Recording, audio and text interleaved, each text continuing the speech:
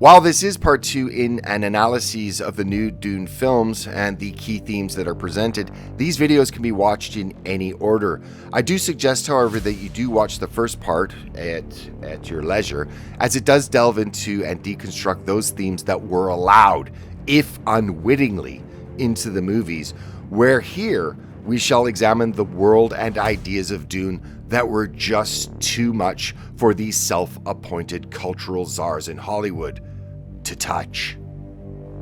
While many will exclaim that nothing that comes out of Hollywood is anything more than film slop with a political bent attempting to shift narratives in favor of the global elite and their machinations for their global tax cattle, well, that might be true. But when looking at source material like DUNE and the red pills held within, as we have seen in part 1 of this series, well, they do seem to slip through the cracks. However, that same Hollywood as gatekeepers for what are and are not the forced narratives that are mandated above to be implemented, well, they do have their limits, even with regards to source material like DUNE.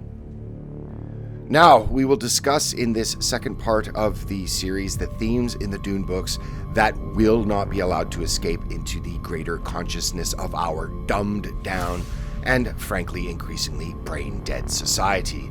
That being the roles of women in human civilization, pederasty and homosexuality, drugs expanding consciousness, the double-edged sword of religion, among many others. And a better question is, how could a film like DUNE, with source material that goes so much against that which is supposed to be what makes a person and society as a whole moral and just, and how could this be made in this first quarter of our ideologically crazed 21st century?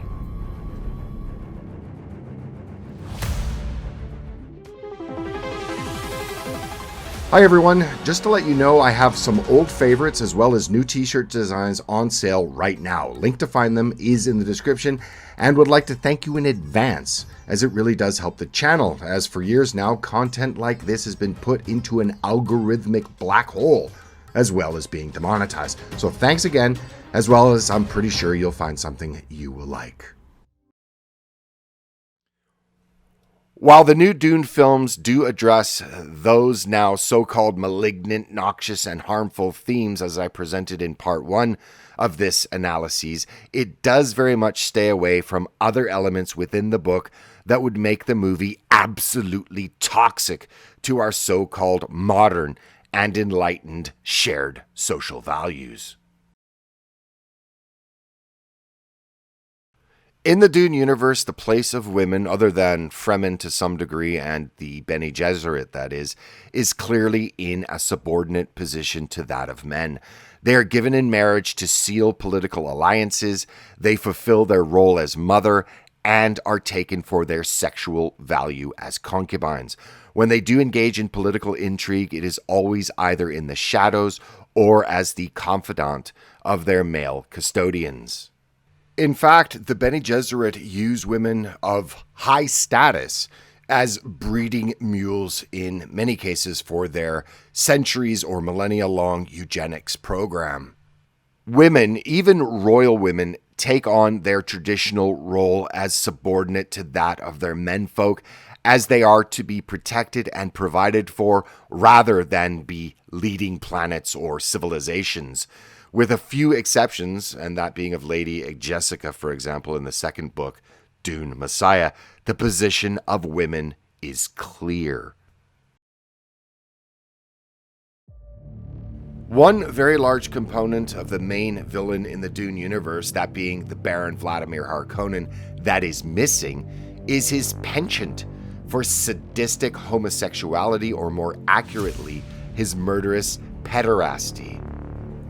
For example, in the book, his own nephew, Feyd-Rautha, attempts to assassinate the Baron by implanting a poison needle in the thigh of a slave boy right where the Baron's hand would touch him. The Baron later requests a drugged pleasure slave for his entertainment, as he does not want to wrestle the boy that looks like a young Paul Atreides. The Baron's sexuality, however, is addressed in the 1984 version of Dune, when he has a young man brought to him to satiate his urges, and in the end takes immense pleasure in murdering him. None of this in our woke era is, of course, brought up in the new films.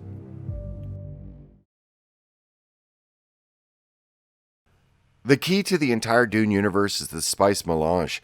It's an awareness spectrum narcotic that forms a fundamental block of commerce and technological development in the known universe for millennia. Its use is also the only way interstellar travel is possible. And like other psychedelic drugs, it is used to expand consciousness and allow humans a heightened sense of awareness.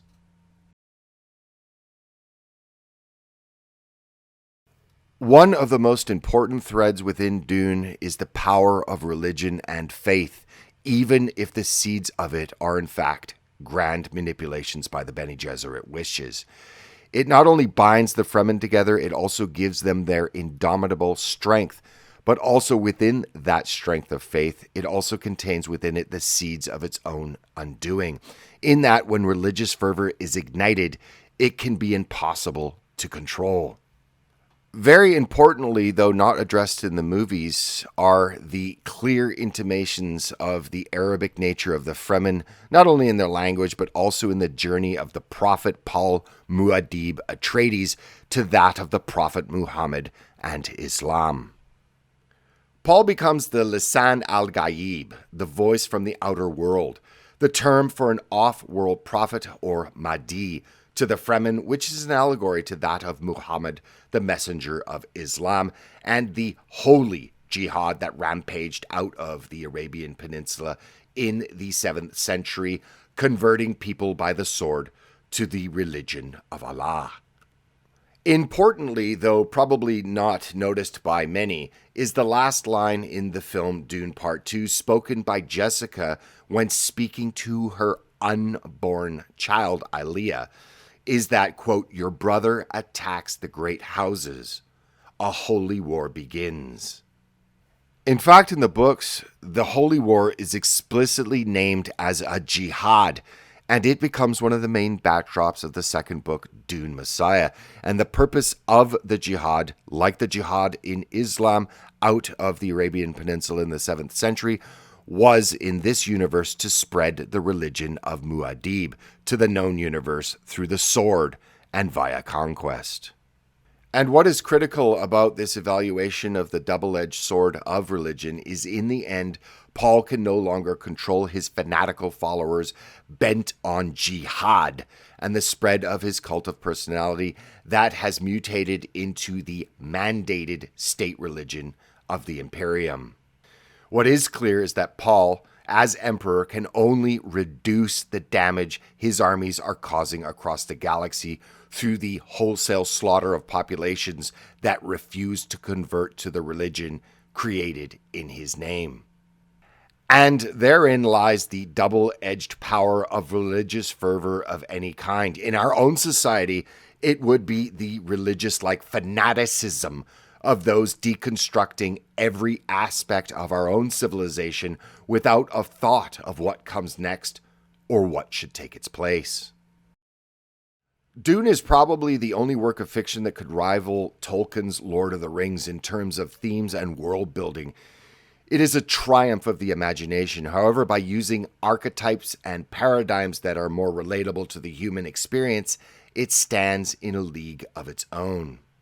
While the sanitized version produced in the new Dune films still carry the seeds that contradict our new and ever-transforming systems of values in the morally bankrupt Western world, it is still very much a story steeped in mysticism, archetypes, and legends that taps into our shared human experience.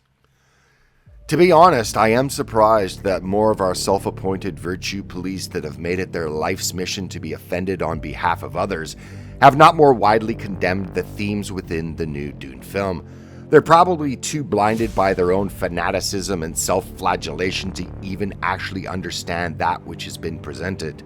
Personally, I'm quite happy that the movie was made at all. And if you liked the new movies, I would suggest watching the 1984 version. I personally like that one better.